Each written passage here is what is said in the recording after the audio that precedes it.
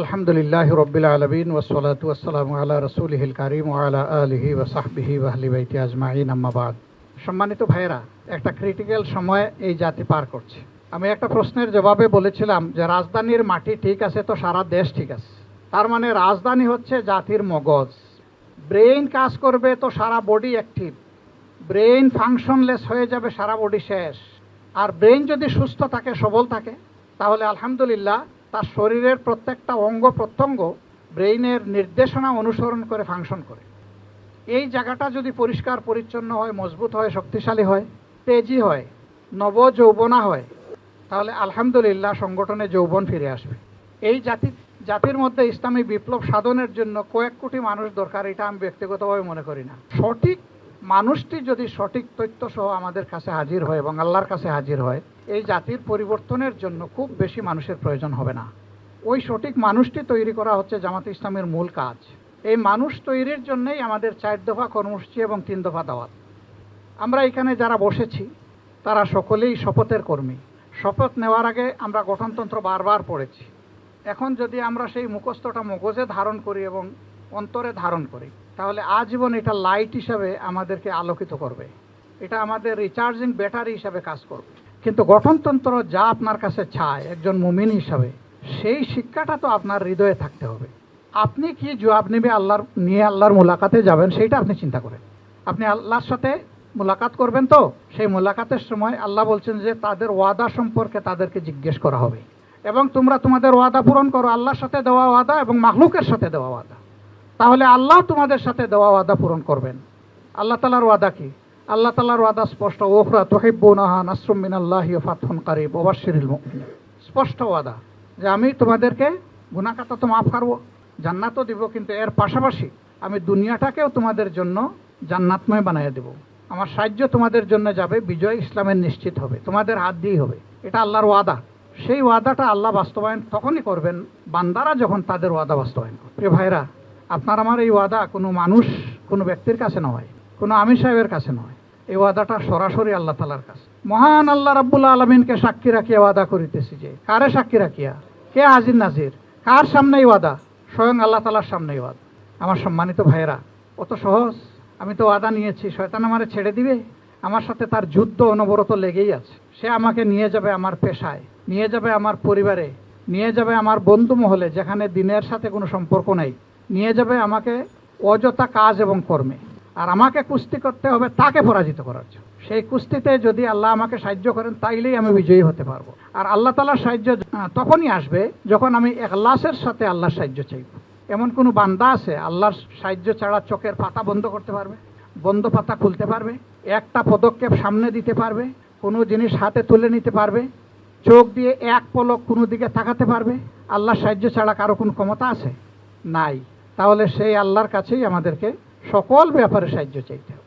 রাসূল করিম সাল্লাল্লাহু আলাইহি সাল্লাম বলেছেন, এমনকি তোমার জুতার ফিতাটাও যদি ছিঁড়ে যায়, ওর জন্য তুমি তোমার আল্লাহর কাছে সাহায্য চাও। সুবহানাল্লাহ! কত তুচ্ছ জিনিস।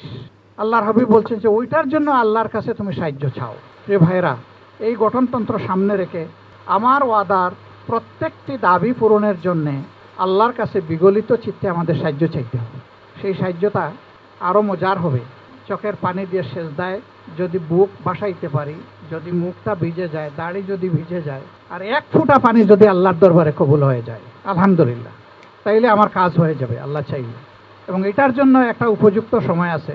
সেজদায় সব সময় পানি আসবে না, পানি আসারও একটা সময় আছে। সেই বরকতময় সময়ে আমাদেরকে চেষ্টা করতে হবে। প্রত্যেক পাড়ায় মহল্লায় বাংলাদেশে আলহামদুলিল্লাহ মসজিদ আছে। মসজিদে ফজরের নামাজে যে ব্যক্তিটি প্রশান্তির সাথে সামিল হয়, আশা করা যায় যে এই ব্যক্তিটি এই দিনটা হবে নামাজের সাথে সম্পৃক্ত। নামাজ তার থেকে হারিয়ে যাবে না। কিন্তু ফজরের নামাজে যে ব্যক্তিটি হাজিরা দিবেন না, ওই ব্যক্তিকে ধরে নিতে হবে যে তিনি গাফিলতির মধ্যে ডুবে আছেন, যেটা আল্লাহ অপছন্দ করেন। নামাজ হচ্ছে দিনের ফাউন্ডেশন, আর ফজরের নামাজ হচ্ছে নামাজের ফাউন্ডেশন। ফাউন্ডেশন ছাড়া যেমন ইমারত দাঁড়াবে না, টিকে থাকবে না, ঠিক ফজরের এই বারাকা ছাড়া সারাদিনের বারাকাও আপনি পাবেন না। ফজরের নামাজে যে লোকটা প্রশান্তির সাথে আসবেন, তিনি একটু চেষ্টা করলে শেষ রাত্রের মজাটা তুলে নিতে পারবেন।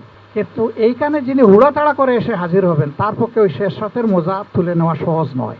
এই পর্যায়ের দায়িত্বশীলরা যখন ওই রকম আল্লাহমুখী হবেন, মসজিদমুখী হবেন, তখন ছায়া যেমন তার গাছকে অনুসরণ করে, মুক্তদিরা যেমন তার ইমামের ইক্তেদা করে, আপনার গোটা কর্মী বাহিনী আপনাদের অনুসরণ করবে ইনশাআল্লাহ। কিন্তু আপনাকে যখন ফজরের জামাতে পাওয়া যাবে না, তখন আপনার কর্মীর উপর তার উল্টা আসর পড়বে, রুহানি আসর পড়বে না। আমি কথাগুলো এই কারণে বলছি যে আমরা নিজেদের মধ্যে বাঞ্ছিত পরিবর্তন আনবো, এই কথাটা আমরা বলেছি যে আমি রোকন হওয়ার আগ পর্যন্ত যা ইতিবাচক পরিবর্তন দিনের পক্ষে এসেছে, এখন আমি এখানে থেমে যাব না, আমি আমাকে আরও এগিয়ে নেওয়ার চেষ্টা করব, আমি আল্লাহকে আরও বেশি করে ভয় করব। কারণ আল্লাহ তো জানিয়েই দিয়েছেন, ইন্না আকরামাকুম ইনদাল্লাহি আতকাকুম, তা সেই আল্লাহর ঘনিষ্ঠ হবে, একান্ত হবে যে আল্লাহকে বেশি বেশি করে ভয় করবে। তা আমার মধ্যে সেই ভয়ের চর্চা হবে, আমি যাতে আল্লাহকে বেশি করে ভয় করতে পারি। আমার রুজিতে হাত দেওয়ার সময় আমি বিবেককে প্রশ্ন করব, আমি যে টাকাটা নিচ্ছি, আমি চাকরিজীবী হতে পারি, আমি চাকরির হক আদায় করে নিচ্ছি কিনা, আমি একজন চিকিৎসক হতে পারি, আমি আমার রোগীর হক আদায় করে নিচ্ছি কিনা, আল্লাহকে ভয় করে নিচ্ছি কিনা, আমি একজন আইনজীবী হতে পারি, আমার হাতে টাকা আমি চাইলে নিতে পারবো, আমি সেই হকটুকুর দিকে খেয়াল রাখছি কিনা এবং আল্লাহকে ভয় করছি কিনা, আমি একজন ব্যবসায়ী হতে পারি, আমার ব্যবসার মেজারমেন্টের মানদণ্ড ঠিক আছে কিনা, কোয়ালিটি যা বলছি এটা আমার জানা মতো নিশ্চিত আছে কিনা। এই বিষয়গুলো কয়েকটা মাত্র উদাহরণ দিলাম। এই বিষয়গুলো সামনে রেখে যারা নিজেদের দায়িত্ব পালন করবেন, আল্লাহ তাদেরকে তাকওয়ার দিকে সাহায্য করবেন এবং তার আসর অবশ্যই সংগঠনে নয়, শুধু সমাজেও পড়বে। আপনার এই আমলি দাওয়াতের কারণে বহু লোকের জীবন বদলে যাবে। ইসলামী আন্দোলন সফল হওয়ার জন্য সবাইকে ব্যক্তিগতভাবে বিশাল পণ্ডিত হওয়া জরুরি নয়। রাসূল করিম সাল্লাল্লাহু আলাইহি সাল্লামের সাহাবায়ে কেরাম রিদওয়ানুল্লাহি তাআলা আলাইহিম আজমাইনের প্রত্যেক সদস্য কোরআনের হাফিজ ছিলেন না, হাদিসের হাফিজ ছিলেন না, কিন্তু তারা আল্লাহ রসুলের সিরতের হাফিজ ছিলেন, আল্লাহ রসুলের আমলের হাফিজ ছিলেন। সেই আমল থেকে তারা এনলাইটেড হয়েছেন, আলোকিত হয়েছে। সেই আলো দিয়েই দুনিয়ার অন্ধকার তারা দূর করেছেন, আল্লাহ তাদেরকে দিয়ে দূর করার ব্যবস্থা করেছে। আমাদের ওই জায়গাটায় আসতে হবে। এই দায়িত্বশীল লোকদেরকে সাহাবায়ে কেরামের পথ ধরে হাঁটতে হবে, অবশ্যই হাঁটতে হবে, এর কোনো বিকল্প নাই। আপনার মনকে একটা জায়গায় খুব জোর করে আনতে হবে যে আমি হারাম এবং গুজামিলের কোনো টাকা আমার হাতে আর উঠবে না। গুজামিলটা হারাম, গুজামিলটা কখনো হালাল হতে পারে না। হালালও বাইয়ে না, হারামও বাইয়ে না। তো আমি যদি স্পষ্ট করে হাতে টাকা না তুলতে পারি, তাইলে এটা অস্পষ্ট, এটা বাইয়ে না নয়। যেটা বাইয়ে না নয় সেটা হালাল হওয়ার প্রশ্নই উঠে না। বলবেন মকরু তো হইতে পারে। মকরু মানে কি জানেন? মকরু মানে ঘৃণিত। আপনি কি তাইলে ঘৃণিত হবেন? সেটা তো হতে পারে না। সম্মানিত ভাইয়েরা, আল্লাহ সবাইকে কোয়ালিটির একই নিয়ামত দান করেন নাই। শারীরিক বলেন, মানসিক বলেন, একাডেমিক বলেন, প্রশাসনিক বলেন, যোগ্যতা সবার সমান হয় না। এই জন্য যোগ্যতার বিচারেও সেখানেও সংগঠন নরম হৃদয় দিয়ে বিষয়গুলোকে বিবেচনায় নেয়। সংগঠন শুধু ইনসাফ নয়, এহসানও করার পক্ষে ক্ষেত্র বিশেষে। এই সবগুলা নিয়েই হবে একটা মানবিক সংগঠন। যান্ত্রিকতার ভিতর দিয়ে একটা ইসলামী আন্দোলন এগুতেও পারবে না, গড়ে উঠতে পারবে না। মানবিকতার ভিতর দিয়ে আমাদেরকে এগুতে হবে। মানবিকতা ছিল বলেই মক্কা থেকে হিজরতকারী মুহাজিররা আনসার ভাইদের বুকের বিছানায় জায়গা পেয়েছিলেন। এটা কোনো আইনের বাধ্যবাধকতা ছিল না, এটা ছিল মানবিকতার বাধ্যবাধক। আলহামদুলিল্লাহ, এই ত্যাগী আর ওই দিকের ত্যাগী হৃদয়বান, এই দুই শক্তি যখন এক হয়ে গেল সোনায় সোহাগা, আল্লাহ তাআলা তার রহমত ঢেলে দিলেন তাদের উপর এবং অকল্পনীয়ভাবে স্বল্পতম সময়ের ভিতরে বিশ্বে একটা উলটপালট হয়ে গেল। গোটা বিশ্ব এই চ্যালেঞ্জ গ্রহণ করতে ব্যর্থ হলো অল্প সময়ের ভিতরে। আল্লাহ তাআলা সেইটাই করেন, সেইটাই পারেন আল্লাহ তাআলা। এখন শুধু আমাদেরকে পারতে হবে, আমাদেরকে করতে হবে আমাদের কাজটা। আমরা যখন পারবো আর করব, তখন আল্লাহর পক্ষ থেকে আমাদের প্রতি আসবে। এই ভাইদের দায়িত্ব হলো যার উপর যে বিভাগটা আছে তিনি সেই বিভাগের হক আদায় করবেন। এটা মিটিং বলেন, রিপোর্ট বলেন, সকল কাজের ক্ষেত্রে আমাদেরকে ভারসাম্য রক্ষা করে চলতে যদি আমরা পারি, এর মাঝেই আল্লাহ তাআলার বারাকা আসবে ইনশাআল্লাহ। কারণ আল্লাহ তাআলা মুমিনদের জন্য ভারসাম্যহীন জীবন চান না। আজকেও পড়েছি এই হাদিসটা। জনৈক সাহাবী তিনি বলতেছেন যে আমি একবার আবু বকর সিদ্দিক রাদিয়াল্লাহু তাআলা আনহুর দরবারে হাজিরা দিলাম। হাজিরা দিয়ে আমি বললাম যে হে আবু বকর, আমি তো বিপদে পড়ে গেছি, আমি মুনাফিক হয়ে গেছি। কি বলছো তুমি মুনাফিক হয়ে গেছো? কি বলো এগুলো? বলে হ্যাঁ, আমি মুনাফিক হয়ে গেছি। বলে কেন তুমি এটা বলছো? বলে আমি যখন রাসূল করিম সাল্লাল্লাহু আলাইহি সাল্লামের কাছে থাকি, তার কাছ থেকে যখন আমি জান্নাত এবং জাহান্নামের কথা শুনি, তখন আমার ঈমান থাকে মজবুত এবং চাঙ্গা। আমি যখন তার কাছ থেকে চলে যাই, পরিবারে হোক, সমাজে হোক, আমার পেশায় হোক, তখন আমি দেখি সেই শক্তি আর আমি খুঁজে পাই না। তো যে ব্যক্তি আল্লাহ রসুলের কাছে থাকলে মজবুত থাকে, সরে গেলে সে দুর্বল হয়ে যায়, সে মুনাফিক নয় তো কি? হযরতে আবু বকর সিদ্দিক রাদিয়াল্লাহু তাআলা আনহু বললেন, ভাই আমারও তো অবস্থা এরকমই, তোমার চেয়ে ব্যতিক্রম নয়। আমি তোমার এটার জবাব দিতে পারবো না, চলো দুইজনে মিলে আল্লাহ রসুলের কাছেই যাই। রসুল করিম সাল্লাল্লাহু আলাইহি সাল্লামের কাছে তারা গেলেন। যাওয়ার পরে আল্লাহর রসুল তাদের দুইজনের কথা শুনলেন। শোনার পরে বললেন যে হ্যাঁ, উত্তম যদি সর্বাবস্থায় তোমরা একই স্ট্যান্ডার্ড মেনটেন করতে পারো, কিন্তু এটা হবার নয়, কারণ এটাই মানুষের ফিতরত এবং এতে তোমাদের কোনো অসুবিধা হবে না। আল্লাহু আকবার। আরেকটা হাদিস পড়লাম আজকে, যে ওই যে 3 সাহাবীর কথা, আম্মাজান আয়েশা সিদ্দিকা রাদিয়াল্লাহু তাআলা আনহার কাছে আল্লাহ রসুলের প্রাইভেট আমলগুলা জানতে গিয়েছিলেন, যে পারিবারিক জীবনে তিনি কেমন। সামাজিক জীবনে তো আমরা সবসময় পাচ্ছি, প্রকাশ্য দিবালোকে পাচ্ছি, চলছি, কাজ করছি, আমরা তো সেটা জানি, এটা সাক্ষী আমরা। কিন্তু যখন তিনি আমাদের থেকে আলাদা হয়ে যান, পরিবারের সাথে যান, তখন কেমন? মা তখন বলেছিলেন, কেন আপনারা আল্লাহর কিতাব পড়েন নাই? বলে হ্যাঁ পড়েছি। পুরোটা? বলে হ্যাঁ পুরোটা। বলে পুরোটাই আল্লাহ রসুলের আমল। সুবহানাল্লাহ। তারা ফিরে যাচ্ছেন। একজন বললেন, আল্লাহ রসুলের আগের পরে সব গুনাহ মাফ করে দিয়েছেন আল্লাহ তাআলা, তার সাথে কি আমাদের তুলনা হয়? আমি ভাই এখন থেকে আর ওই স্ত্রী সহবাস, বিয়া শাদী এগুলাতে আমি নাই। এখন আমি দিনে রোজা রাখবো, আর রাতে আমি দাঁড়ায় দাঁড়ায় আল্লাহর সামনে রুকু সেজদা কিয়াম কেরাত যা আছে এগুলো করবো। এর মাঝে একজন বললেন যে না, আমি এখন থেকে শুধু কোনো রোজাই আর ছাড়বো না, টানা আমি চালিয়ে যাব। আরেকজন বললেন যে আমি রাতে আর ঘুমাবো না, সারা রাত আমি এইভাবে দাঁড়িয়ে দাঁড়িয়ে আল্লাহর সামনে আমি আদায় করব। আম্মাজানের কানে এগুলো এসেছে। রাসূল করিম সাল্লাল্লাহু আলাইহি সাল্লাম আসার পরে তিনি এই কথাগুলো তাকে জানালেন, যে সাহাবীরা এরকম বললে কি এটা বাড়াবাড়ি হবে? তিনি তাদেরকে ডাকলেন, তাকে বললেন যে এই কথাগুলো তোমরা কি বলেছো? বলে হ্যাঁ আমরা বলেছি। রাসূলের সাহাবীরা তো আর মিথ্যা বলবেন না, যে আমরা বলেছি। তখন তিনি বললেন যে দেখো, আমি তোমাদের সবার চাইতে আল্লাহকে বেশি ভয় করি। আমি রোজা রাখি এবং ভাঙ্গি, আমি রাতে ঘুমাই এবং ইবাদত করি, এবং আমার স্ত্রীগণ রয়েছে। সুতরাং আমাকে অ্যাকসেপ্ট করার চেষ্টা করবা না, এটা জীবনেও পারবা না। আমার ইত্তেবা করো, আমার অনুসরণ করো, এটাই হচ্ছে হাসান তরিকা, এর বাইরে কোনো হাসান তরিকা নাই। সম্মানিত ভাইয়েরা, কি চমৎকার ভারসাম্যপূর্ণ সব কিছুতে আল্লাহ তাআলা এরকম ভারসাম্য মেনটেন করে দিয়েছেন। দেখেন, শরীরের প্রত্যেকটা অঙ্গ দুটা দুটা করে আল্লাহ পয়দা করে। হয়তো এর আগে খেয়াল করেন নাই, চোখ 2টা, নাকের 2 ছিদ্র, ব্রেইনের 2 লোব, মানে ব্রেইন থেকে শুরু করে, মাথা থেকে শুরু করে পায়ের পাতা পর্যন্ত, পা পর্যন্ত দেখবেন সবগুলা 2টা 2টা জোড়ায় জোড়ায় আল্লাহ পয়দা করেছেন। কেন? ওই জোড়া হলেই ভারসাম্য হয়, সকল ক্ষেত্রের ভারসাম্য। ইদানিং কেউ কেউ বলেন যে আল্লাহ 2টা করে অঙ্গ দিয়েছেন, যে কোনো কোনো অঙ্গ প্রয়োজনে যাতে একটা দিয়ে নিজেরটা চলে, আরেকটা দিয়ে অন্যকে সাহায্য করা যায়। আমি ওই বিতর্কে যাচ্ছি না, কিন্তু আল্লাহ তাআলা সকল ক্ষেত্রে নিজে ভারসাম্যের ফিতরত দিয়ে মানব জাতিকে এবং তার সৃষ্টিকে পয়দা করেছে। সেই ভারসাম্যে কোনো ধরনের তারতম্য ঘটলেই দুনিয়ায় বিপর্যয় অনিবার্য। এটা পারিবারিক জীবনে হোক আর এটা রাষ্ট্রীয় জীবনে হোক। তো এই ক্ষেত্রে আমাদেরকে ভারসাম্যপূর্ণ জীবনের দিকে ফিরে আসতে হবে। এর অর্থ এটা নয় যে এখন থেকে আমরা ওই রোপণ হওয়ার জন্য 90 ঘন্টা সময় দিতে হবে, কাটায় কাটায় মাফিয়া, যেহেতু সংগঠন এটা ঠিক করছে যে এটাই ভারসাম্য, এর উপরে আমি উঠবো না। এর অর্থ এটা নয় রে ভাই। সবার ভারসাম্য সমান নয়, সবার ক্যাপাসিটি সমান নয়, সবার সুযোগও সমান নয়। আপনাকে আল্লাহ তার দেওয়া ক্যাপাসিটি অনুযায়ী এবং সুযোগ অনুযায়ী আপনার কাছ থেকে আল্লাহর পাওনা আল্লাহ আদায় করবে, আপনাকে সেইভাবেই দিতে হবে। কেউ যদি 90 না দিতে পারে, তাহলে আল্লাহ তাকে জোর করে বলবেন না যে তুমি কেন এটা পারলা না। আল্লাহ তাআলা সবচেয়ে বড় মহসিন এবং মুনসিফ, তিনি ইনসাফও করেন আবার ইহসানও করেন তার বান্দাদের উপর। কিন্তু আল্লাহ একটা জিনিস পরিষ্কার জানিয়ে দিয়েছেন, যে আমি কারো উপরে জুলুম করব না, এটা নিশ্চিত। কারো ব্যাপারে আল্লাহ ইনসাফ করেন, আর কারো ব্যাপারে আল্লাহ তাআলা ইহসান করেন, আরো বেশি যারে মায়া লাগে আল্লাহ তাআলা।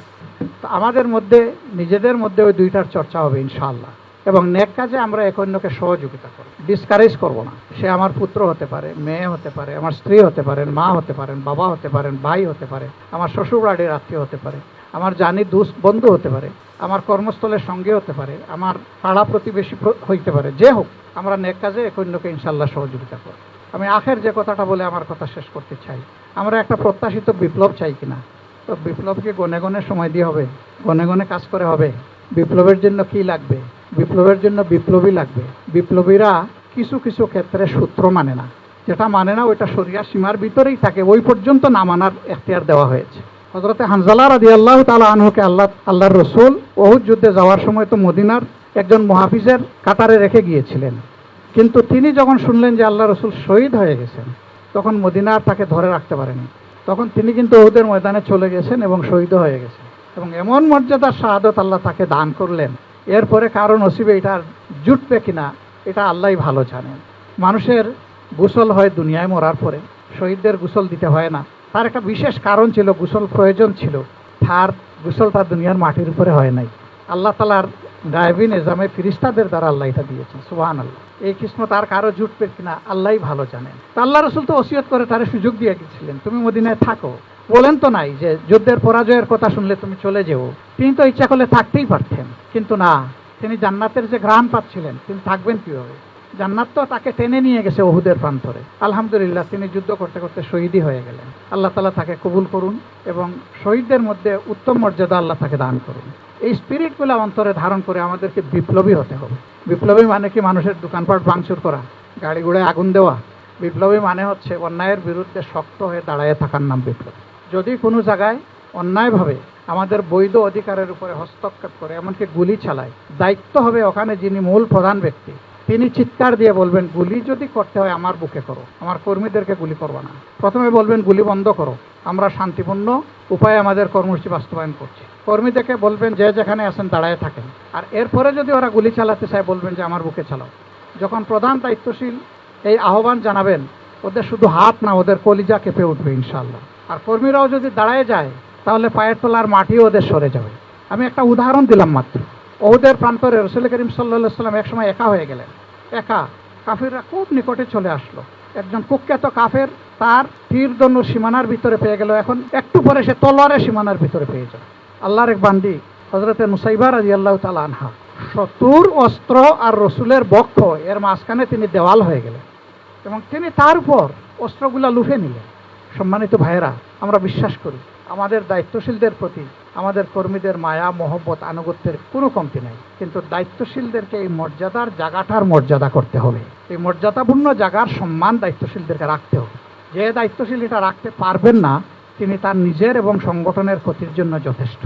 আমি একটা দানবীয় শক্তির বিরুদ্ধে আল্লাহ তাআলা রুহানি বলে নিজেদের অন্তরকে বলিয়ান করার জন্য আপনাদের প্রতি উদাত্ত আহ্বান জানাচ্ছি। এর জন্য প্রয়োজন কোরআনের গভীর অধ্যয়ন, প্রয়োজন আল্লাহর রসুলের হাদিসের গভীর অধ্যয়ন, মৌলিক ইসলামী সাহিত্যগুলো বেশি করে পড়া এবং বুঝার চেষ্টা করা, আর এর সাথে সাথে নিজের আমলকে মিলাইয়া নেওয়া।